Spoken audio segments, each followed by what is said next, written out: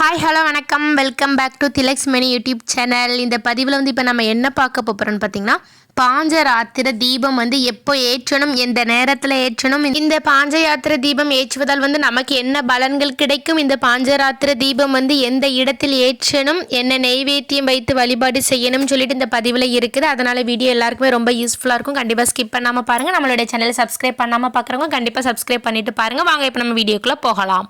நம்ம எந்த ஒரு விழா கொண்டாடினாலும் நாம் எதற்காக கொண்டாடுகிறோம் என்று காரணம் தெரிஞ்சுட்டு கொண்டாடுறது ரொம்பவே நல்லது. அதன்படி இந்த பாஞ்சராத்திர தீபம் எதற்காக நாம் ஏற்றி வழிபாடு செய்கிறோம் என்று பார்த்துடலாமா? ஒருமுறை பிரம்மதேவன் கலைமகளான சரஸ்வதி தேவிக்கு தெரியாமல் யாகம் ஒன்றை நடத்தினார். இந்த யாகம் நடைபெறுவதை அறிந்த சரஸ்வதி தேவி மிகவும் கோபம் கொண்டு அந்த யாகத்தை எப்படியாவது தடுத்துடணும்னு சொல்லி பிரம்ம ராட்சசன் என்ற ஒரு அரக்கனை உருவாக்கினாள் அந்த சரஸ்வதி தேவி. அந்த அரக்கனும் இந்த யாகம் நடைபெறக்கூடாது என்று எண்ணி உலகம் முழுவதுமே இருளால் மூழ்க செய்தார் அந்த அரக்கன். அதனால் மிகவும் மனம் அருந்திய பிரம்மதேவன் மகாவிஷ்ணுவிடம் சென்று சரணடைந்தார். மகாவிஷ்ணுவிடம் நடந்தது அனைத்தையும் கூறி இந்த யாகம் எப்படியாவது நடக்க வேண்டும், இந்த உலகம் இருளில் இருக்கிறது, இருளை நீக்க வேண்டும் என்று மகாவிஷ்ணுவிடம் பிரம்மதேவன் முறையிட்டார். உடனே மகாவிஷ்ணு ஜோதி வடிவமாக தோன்றி உலகில் உள்ள இருளை போக்கினார். மேலும் அந்த அரக்கனையும் அழித்தார். மகாவிஷ்ணு ஜோதி வடிவமாக தோன்றிய இந்நாளை விஷ்ணு கார்த்திகை என்று கொண்டாடப்படுகிறது. எவ்வாறு அண்ணாமலையார் ஜோதி ரூபமாக காட்சி தந்து அதை போற்றும் விதமாக கார்த்திகை தீபம் கொண்டாடுகிறோமோ, அதே போல் மகாவிஷ்ணு ஜோதி ரூபமாக காட்சி தந்த இந்நாளில் பாஞ்சராத்திர தீபம் ஏற்றி கொண்டாடப்படுகிறோம். சரி, அப்பேற்பட்ட சக்தி வாய்ந்த இந்த பாஞ்சராத்திர தீபம் என்னைக்கு ஏற்றணும்னு சொல்லி பார்த்தீங்கன்னா, டிசம்பர் 4ஆம் தேதி கார்த்திகை 18ஆம் தேதி வியாழக்கிழமை அன்று மாலை 6 மணிக்கு ஏற்ற வேண்டும் இந்த பாஞ்சராத்திர தீபம். திருக்கார்த்திகைக்கு முந்தைய நாள் நாம் பரணி தீபம் ஏற்றுவோம்.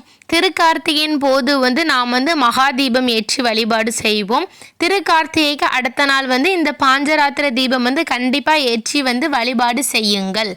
சரி, இந்த பாஞ்சராத்திர தீபம் எப்படி ஏற்றணும்னு சொல்லி பார்த்துடலாமா? பாஞ்சராத்திர தீபம் மொத்தம் 7 தீபம் ஏற்ற வேண்டும். ஒரு தட்டு எடுத்துக்கோங்க, எந்த தட்டுனாலும் எடுத்துக்கோங்க, நல்லா சுத்தமாக கழுவி எடுத்துக்கோங்க.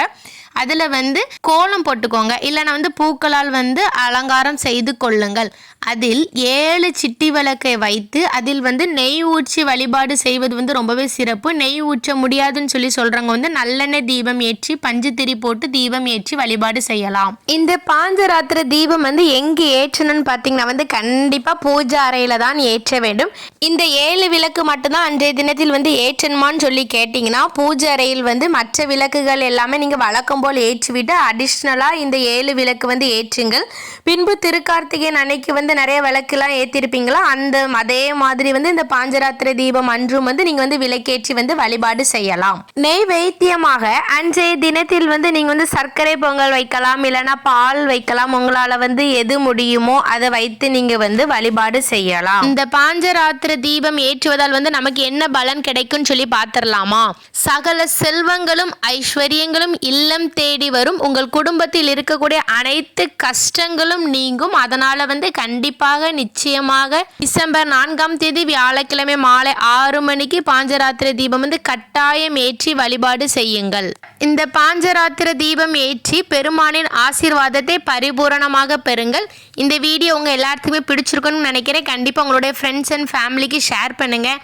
இந்த பாஞ்சராத்திர தீபங்கிறது எல்லாத்துக்குமே புதுசாக இருக்கலாம், இருந்தாலும் நீங்களும் ஏற்றி வழிபாடு செய்யுங்கள். உங்களுக்கும் உங்கள் குடும்பத்தில் உள்ள அனைவருக்கும் பெருமானின் அருள் பரிபூரணமாக கிடைக்கட்டும். தேங்க்யூ ஃபார் யுவர் வாட்சிங். இனி அடுத்து இதே மாதிரி ஒரு நல்ல பதிவில் சந்திக்கலாம். நன்றி, வணக்கம்.